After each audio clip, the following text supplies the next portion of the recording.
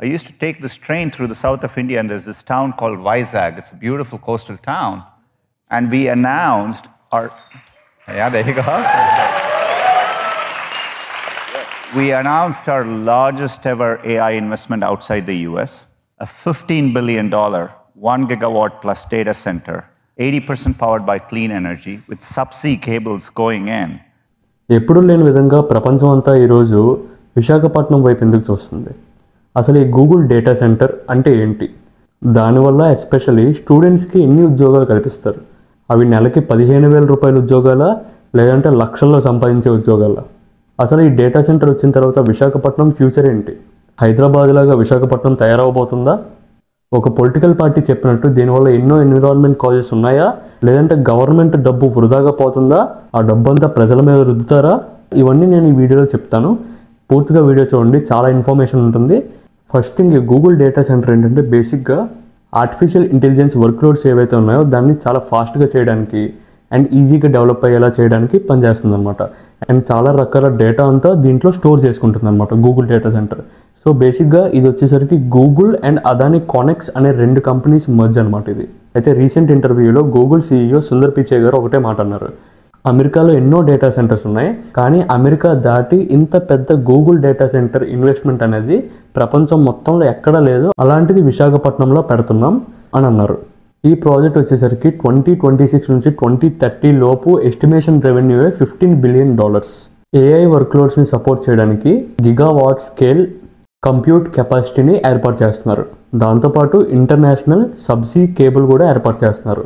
మీకు ఈజీగా అర్థమైనట్టు తెలుగులో ఎక్స్ప్లెయిన్ చేస్తాను. గిగావాట్ ఎనర్జీ అంటే 1 గిగావాట్ యూజ్ చేస్తే మన సిటీ మొత్తం పవర్ చేయొచ్చు. అంత కరెంట్ని ఈ డేటా సెంటర్ అనేది యూజ్ చేస్తుంది అనమాట. ఎందుకంటే ఇది ఆర్టిఫిషియల్ ఇంటెలిజెన్స్ వర్క్లోడ్ని తట్టుకోవాలి కాబట్టి దానికి సరిపడే సూపర్ కంప్యూటర్స్, ఎలక్ట్రిసిటీ అదంతా ప్రొడ్యూస్ చేయాలి. సో దానికోసం 1 గిగావాట్ ఎనర్జీ అనేది ప్రొడ్యూస్ చేస్తుంది అక్కడ ఎలక్ట్రిసిటీ. అయితే ఈ సబ్సీ కేబుల్ నెట్వర్క్ అంటే ఏంటంటే, సపోజ్ మీకు ఈజీగా అర్థమయ్యే భాషలో చెప్పాలంటే, సపోజ్ మనకు వైఫై ఉంది. వైఫై, ఈథర్నెట్ 2 ఉంటాయి. వైఫై అనేది వైర్లెస్ అనమాట. అది మన కంప్యూటర్లో వైఫై సింబల్ ఆన్ చేస్తే అది కనెక్ట్ అవుతుంది, కానీ దాని స్పీడ్ అనేది లో ఉంటుంది. కానీ ఈథర్నెట్ కేబుల్ ఉంటుంది, అదేంటంటే వైర్డ్ అనమాట. అది కానీ ప్లగ్ చేస్తే స్పీడ్ అనేది పెరుగుతుంది. సో బేసిక్గా ఇదే టెక్నాలజీని దాంట్లో వాడారు. ఈ ఇంటర్నేషనల్ సబ్సీ కేబుల్స్ ఏంటంటే సముద్రం కింద నుంచి కేబుల్స్ లాగుతారనమాట. ఈ కాంటినెంట్స్కి, కంట్రీస్ వరకు వెళ్తూ ఉంటాయి. సో బేసిక్గా ఏంటంటే, సపోజ్ మనకు దగ్గరలో సింగపూర్ ఉంది. సింగపూర్ నుంచి మనం కేబుల్ లాగారంటే, సింగపూర్ నుంచి సబ్సీ కేబుల్ మనం వాడామంటే నెట్వర్క్ అనేది ఆన్లైన్ కంటే ఈ ఆఫ్లైన్ కేబుల్స్ ద్వారా చాలా స్పీడ్గా ట్రాన్స్మిట్ అవుతుంది. సో దీనివల్ల ఎన్నో కంపెనీస్ వస్తాయి, లో లాటెన్సీ కంపెనీస్ అన్ని కొన్ని ఉంటాయి. ఇవి ఏంటంటే కొన్ని మిల్లీ సెకండ్స్ తేడా వచ్చినా చాలు ఎన్నో కోట్ల నష్టం చూస్తాయి అనమాట. ఎగ్జాంపుల్, ఈ ఆన్లైన్ స్టాక్ మార్కెట్, స్టాక్స్ పైకి కిందకి పడిపోతుంటాయి ప్రతి సెకండ్లో, అలాంటివి. తర్వాత ఫారెక్స్ ట్రేడింగ్, క్రిప్టో కరెన్సీ, అలాగే గేమింగ్ కంపెనీస్ కూడా బోల్డ్ వస్తాయి. సో చాలా పర్ఫెక్ట్గా టైం టు టైం అన్ని పనిచేయడానికి ఈ గూగుల్ డేటా సెంటర్ చుట్టూ కంపెనీస్ వస్తాయి. ఇదనమాట మేజర్ ప్లస్ పాయింట్ మనకి. ఇది బేసిక్గా ఈ అండర్ వాటర్ సీ కనెక్షన్ అనేది, తర్వాత గూగుల్ డేటా సెంటర్ అనేది విశాఖపట్నంకి ఒక బ్యాక్ బోన్, వెన్నెముక లాంటిది. అయితే జాబ్ క్రియేషన్స్ ఎలా ఉంటాయి? ఒక పొలిటికల్ పార్టీలో లీడర్ అన్నారు, ఒక 10 నుంచి 15 వేల వరకే వస్తాయి శాలరీస్ అనేవి, దీనివల్ల పెద్ద యూజ్ ఏం లేదని.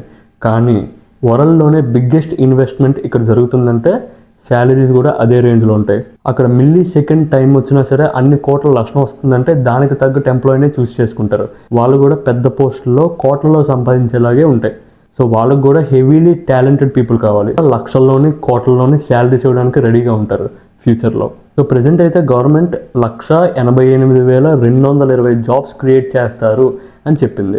సో అసలు ఎలాంటి జాబ్స్ వస్తాయి అని అడిగితే, technology and artificial intelligence, data centre operations, cloud services, artificial intelligence operation, artificial intelligent management, ఇలాంటి జాబ్స్. అఫ్ కోర్స్ దానివల్ల రియల్ ఎస్టేట్ కూడా బలపడుతుంది, కన్స్ట్రక్షన్ ఫీల్డ్ కూడా బలపడుతుంది, దాని చుట్టుపక్కల ఉండే ప్లాట్స్, సైట్స్ ప్రైజెస్ కూడా పెరుగుతాయి. అలాగే క్లీన్ ఎనర్జీ జాబ్స్ కూడా చాలా క్రియేట్ అవుతాయి. ఎలాంటివంటే, ఈ క్లీన్ ఎనర్జీ జనరేషన్ కోసం కొత్త ట్రాన్స్మిషన్ లైన్స్ చేయడానికి, అలాగే ఎనర్జీ స్టోరేజ్ సిస్టమ్స్, ఇలాంటి జాబ్స్ కూడా క్రియేట్ అవుతాయి. అలాగే power, fibre optics, real estate, telecommunication jobs కూడా చాలా ప్రొవైడ్ అవుతాయి. AI సిటీ వైజాగ్ అని పేరు పెడుతున్నారు ఇప్పుడు, ఇంత డెవలప్మెంట్ జరుగుతుంది కాబట్టి. మీరే ఆలోచించండి, ఆర్టిఫిషియల్ ఇంటెలిజెన్స్ స్టార్ట్ అవుతున్న ఈ రోజుల్లో ఇలాంటి AI హబ్ విశాఖపట్నానికి వస్తే అది ఎంత గ్రోత్. మీకే తెలుసు గత 2 సంవత్సరాలు అయింది చాట్ జీపీటీ అనే ఏఐ వచ్చిన తర్వాత. అది వచ్చిన తర్వాత ఎన్నో Microsoft, Google, Facebook, Sora, deep seek ఇలాంటి ఏఐస్ ఎన్నో వచ్చాయి. సో దానివల్ల పనులన్నీ చాలా ఈజీ అయిపోయాయి. ఫోటో ఎడిటింగ్ కానీ, వీడియో ఎడిటింగ్ కానీ, ఆర్ మీరు చేసే డైలీ టాస్క్స్నే చాలా ఈజీగా చేసిందనమాట ఏఐ అనేది. ఇప్పుడు నేను చెప్పేది సాఫ్ట్వేర్ ఇంజనీర్స్ మెయిన్లీ ఫేస్ చేసి ఉంటారు. ఒకవేళ సపోజ్ మీకు ఒక కోడ్ ఎర్రర్ వచ్చిందంటే గంటలు ఎర్రర్స్ అలాగా సాల్వ్ చేయలేక బుర్ర పిచ్చెక్కిపోయి వాళ్ళు అలా కూర్చొని ఉండేవారు. ఇప్పుడు chat GPT and Google, Gemini ఇలాంటివి రావడం వల్ల ఏఐ అనేది లైఫ్ని చాలా ఈజీగా మార్చేసింది. ఇలా క్వశ్చన్ పెట్టగానే ఎర్రర్ లేని కోడ్ అనేది వచ్చేస్తుంది, అంటే వెంటనే సాల్వ్ చేస్తుంది ప్రాబ్లం అనేది. సో ఇలాంటి సిచ్యువేషన్లో 10 times బెటర్ అనమాట ఈ ఏఐ హబ్ అనేది రావడం. అయితే దీనివల్ల జరిగే పాజిటివ్స్ చెప్పాను కానీ నెగిటివ్స్ నేనేం చెప్పలేదు కదా. నెగిటివ్స్ జరుగుతాయని కాదు కానీ జరిగే ఛాన్సెస్ ఏమైనా ఉన్నాయంటే అది నేను చెప్తాను ఇప్పుడు. మెయిన్లీ వాటర్ రిసోర్సెస్ చాలా వాడుతుందబ్బా. సో దీనివల్ల ఎన్విరాన్మెంట్ డ్యామేజ్ అనేది ఉండొచ్చు. ఆ గూగుల్ ఏఐ హబ్లో సర్వర్ రూమ్స్ ఇవన్నీ కూల్ చేయడానికి, ఆ సూపర్ కంప్యూటర్స్ని కూల్ చేయడానికి ఎంతో వాటర్ అనేది యూజ్ అవుతుంది. సో ఆ వాటర్ అంతా కలుషితమయ్యే ప్రమాదం ఉంది.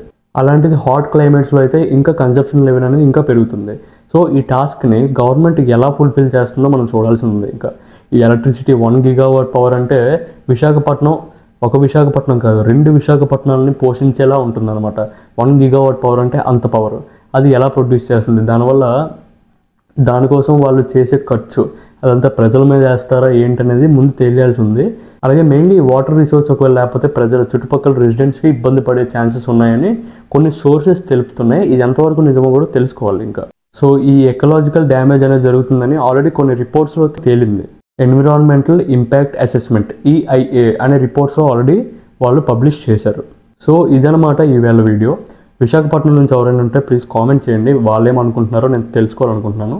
అండ్ నెక్స్ట్ థింగ్ ఏంటంటే దీని మీద మీ ఒపీనియన్ ఏంటో ఒకసారి కామెంట్ చేయండి. మంచిదా కాదా, అసలు ఇది జరగడం వల్ల డెవలప్మెంట్ ఉంటుందా, లేదంటే వేరు పొలిటికల్ పార్టీస్ చెప్పేది నిజాలా, లేదంటే మీరు కానీ ఒక సాఫ్ట్వేర్ ఇంజనీర్ అయితే మీరేమనుకుంటున్నారో మీకు కన్ఫర్మ్గా ఐడియా ఉండే ఉంటుంది. గూగుల్లో పనిచేసిన వాళ్ళు ఎవరైనా ఉంటే వాళ్ళకు కూడా షేర్ చేయండి, వాళ్ళ ఒపీనియన్ ఏంటో తెలుసుకోవాలని ఉంది నాకు. సో దీనివల్ల జనాలకి చాలా ఇన్ఫర్మేషన్ తెలుస్తుంది. అలాగే ఇలాంటి వీడియోస్ మరీ చెయ్యాలి అని అనుకుంటే ప్లీజ్ మీకు ఏమైనా ఐడియాస్ ఉంటే అది నాకు కామెంట్ చేయండి, నేను కన్ఫర్మ్గా దాని మీద వీడియో చేయడం జరుగుతుంది. Thank you for watching. See you soon.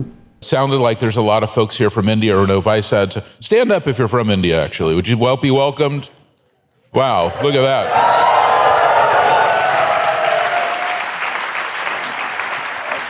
Thank you, everybody.